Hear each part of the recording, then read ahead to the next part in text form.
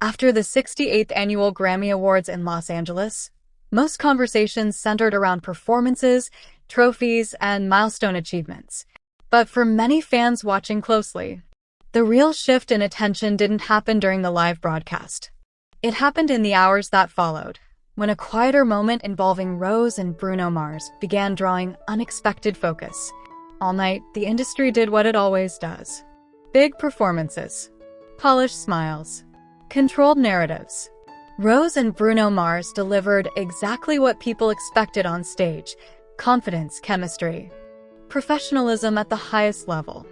To most viewers, that was the story. But here's what made that night different. Rose and Bruno Mars weren't just another act on the lineup. They opened the 2026 Grammy Awards with a rock-leaning reinterpretation of APT, setting the tone before anyone else even stepped into the spotlight. Within minutes, major music publications were already highlighting the performance as one of the defining moments of the ceremony. Performance finished. Awards handed out. Cameras moved on. So why did the attention intensify after everything was supposed to be over? Because once the lights dimmed and the broadcast wrapped, something shifted. Online conversations didn't slow down the way they usually do. Instead, they narrowed. The focus moved away from trophies and winners and toward a single question quietly circulating across fan communities and pop culture spaces in the US. What actually happened between Rose and Bruno Mars after the Grammys? There was no official statement, no interview clip, no press release spelling things out. And that silence is exactly what made the curiosity grow. Fans began revisiting small details from earlier in the night. A glance that lingered a second longer than expected. A moment backstage that cameras caught but didn't explain. Individually, none of it meant much. Together, it started to feel like a puzzle missing one crucial piece. Rose has always been careful with how much she shows. Even as one of the most recognized global artists of her generation, she's known for letting moments speak instead of spelling them out. Bruno Mars, on the other hand, is famous for controlling his narrative with precision. When those two worlds overlap, nothing ever feels accidental. That's why when a post-Grammys moment began circulating, people didn't react with shock. They reacted with focus. What stood out wasn't drama. It wasn't controversy.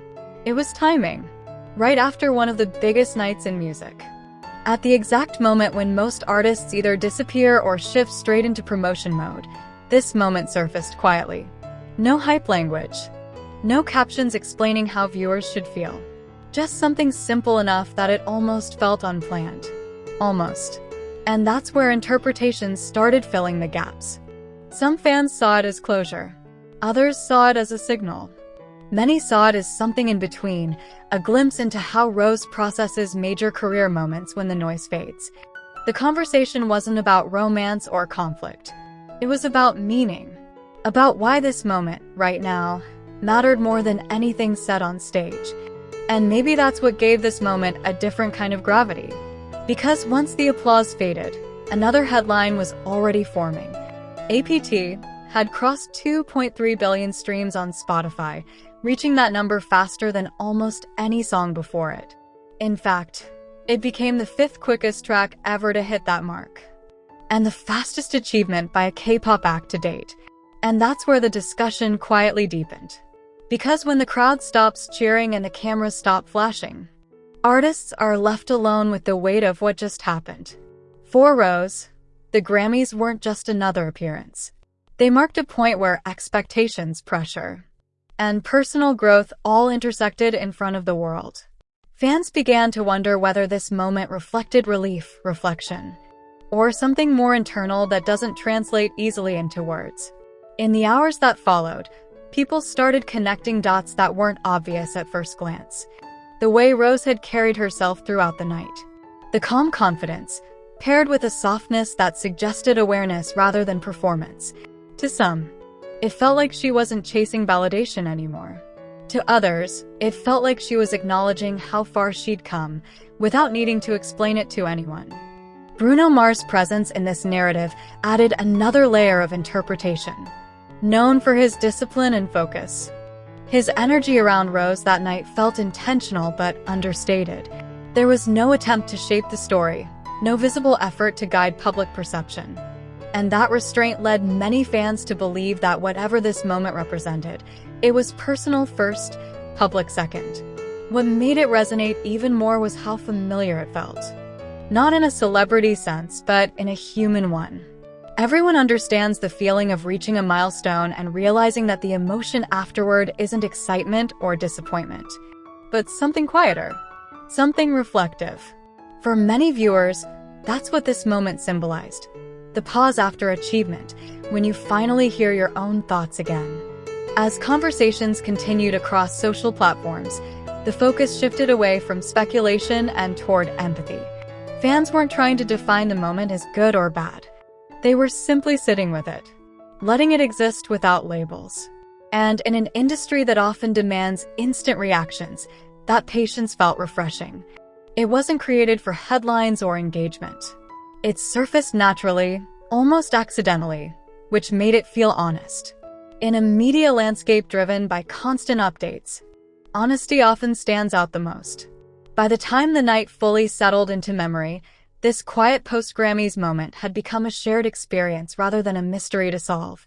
It reminded people that behind every performance is a person processing success, pressure, and possibility in real time. And maybe that's why it stayed with so many viewers long after the stage lights went dark. Not because it revealed answers, but because it reflected something universal. The understanding that sometimes the most meaningful moments aren't meant to be explained at all. In US pop culture, audiences are trained to expect oversharing. Artists announce everything. They clarify every rumor, respond to every headline. So when someone doesn't, that absence becomes part of the story. Rose didn't explain the moment. Bruno didn't frame it. And that restraint did more than any statement ever could. As fans revisited the Grammys with this new lens, earlier scenes took on different emotional weight. The performance no longer felt like just a collaboration. It felt like a chapter. One that had a beginning on stage and an ending somewhere quieter off camera, where the stakes weren't about awards or charts anymore. Some viewers interpreted the moment as relief, others as reflection. There were discussions about artistic pressure, about what it means to share a global stage and then step away without spectacle. And through all of it, Rosé's presence remained consistent. Calm, grounded, intentional, not reacting to the noise, but allowing people to project their own understanding onto what they saw. That's what made this moment feel unveiled rather than announced. It wasn't about revealing a secret. It was about allowing a feeling to surface without defining it. In an industry built on constant explanation, that kind of openness can feel almost radical. Bruno Mars's role in this moment added another layer. He didn't center himself in it. He didn't amplify it. He didn't redirect attention. And that choice alone sparked even more conversation. Fans debated whether the silence was respect, alignment, or simply two artists understanding that not every moment needs to be packaged. As hours passed, the Grammys faded into the background, replaced by something more intimate in the public imagination. Not because it was dramatic, but because it felt human. Two artists standing at a crossroads after a massive shared experience, choosing not to define it for anyone else. And maybe that's why this moment resonated so strongly, especially with American audiences who are increasingly drawn to authenticity over spectacle. It didn't ask to go viral. It didn't try to dominate timelines. It simply existed. And people leaned in. By the next day, headlines were still talking about winners and performances, but among fans, the conversation had already shifted. The Grammys were over. The trophies had been handed out. Yet this quiet post-Grammys moment kept circulating, not because it answered questions, but because it raised them in the most subtle way possible. What made this even more interesting from an industry perspective is how moments like this often carry more long-term weight than the awards themselves. In the US music market, the Grammys are not just about trophies. They're about positioning, about narrative control, about how an artist chooses to move immediately after one of the most visible stages in the world. And historically, the artists who understand that shift from performance mode to presence mode tend to build something more sustainable than hype. Usually after a major awards night, there's a predictable cycle. Media recap, social media highlights, a few controlled interviews. Then the momentum fades within 48 hours. But here, the engagement curve didn't drop the way people expected. Instead of the performance being the peak, the quieter post-event moment became the talking point. That's not accidental in today's attention economy. Silence, when timed well, can sometimes hold more gravity than promotion. From a branding standpoint, this is where things get subtle. In today's US market, overexposure weakens mystique, and mystique is currency. Rose stepping into a global solo spotlight while maintaining restraint signals something different than chasing headlines. It suggests confidence in long-term identity rather than short-term validation. And in an American market that's increasingly skeptical of overexposure, that restraint can actually strengthen connection. Audiences today don't just follow artists for spectacle. They follow them for emotional consistency. Bruno Mars, known for precision and tight narrative control, mirrored that same restraint. There was no dramatic amplification, no attempt to reframe public interpretation. And that mutual decision not to over-explain may have unintentionally amplified the moment even more. In media psychology, when a narrative gap appears, audiences naturally lean in to fill it. That's exactly what happened here. What we witnessed wasn't a reveal in the traditional sense. It was a shift in tone. A subtle repositioning that suggests both artists understand the difference between performance chemistry and public storytelling. And that awareness is what separates temporary viral moments from career-defining chapters.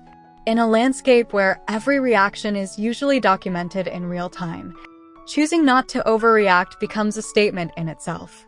Not a loud one, not a defensive one, just a steady one. And sometimes, steady is what lasts. What did it mean? Was it closure? Was it a new beginning? Or was it simply two artists acknowledging a shared moment before moving on? No one can say for sure. And that uncertainty is exactly what keeps the discussion alive. Rose Blackpink didn't break the silence. She didn't need to. The moment spoke on its own. And the audience did the rest. Sometimes, the most powerful revelations aren't the ones shouted from the stage, but the ones that appear after the applause ends, when only the most attentive are still watching. And now, the conversation is in your hands. How did you interpret that moment? Did it change how you saw their Grammys performance, or did it stand completely on its own? Let me know in the comments.